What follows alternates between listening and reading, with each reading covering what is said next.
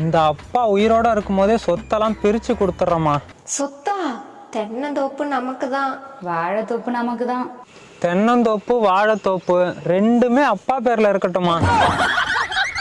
எங்க அப்பா எனக்கு 10 கோழி தாமா சொத்தா கொடுத்தாரு. அதை வச்சு நான் 10,000 கோழி உருவாக்கி 10,000 கோழி இருக்கா?